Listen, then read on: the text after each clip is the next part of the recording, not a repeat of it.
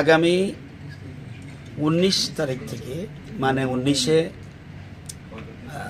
September রাজ্য বিধানসভার অধিবেশন বসছে। মহামান্য রাজ্যপাল উনি সামন্স করেছেন এবং সে অনুযায়ী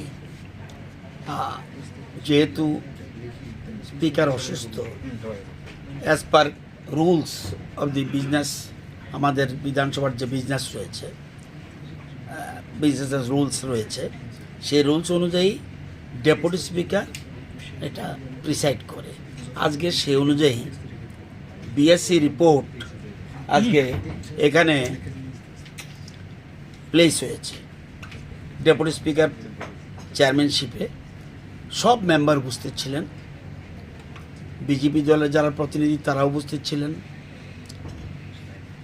তীব্রমতা দলের যে প্রতিনিধি উনিও উপস্থিত ছিলেন, কংগ্রেসের প্রতিনিধি উপস্থিত ছিলেন, সিপিএম দলের প্রতিনিধি উপস্থিত ছিলেন। যদিও জিতেন বাবু অপোজিশন লিডার কোনো জরুরি কাজে বোধহয় বাইরে আছে, সেজন্য উনি আসতে পারেনি।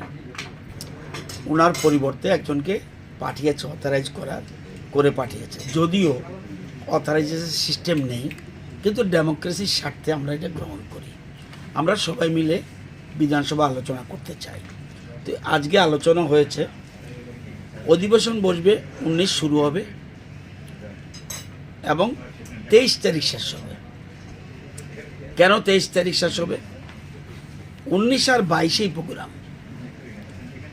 এর মধ্যে প্রধানমন্ত্রী আসছে ত্রিপুরাতে, প্রায় কনফার্ম। কোনো অগত্য কারণ যদি থাকে, অন্য কোনো কারণ আই ডোন্ট নো, কিন্তু প্রধানমন্ত্রী আসছেন সরকারি অনুষ্ঠানে।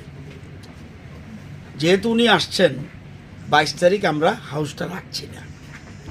আমরা বিএসসিতে আলোচনা করেছি 22 তারিখের যে বিজনেসগুলি আছে,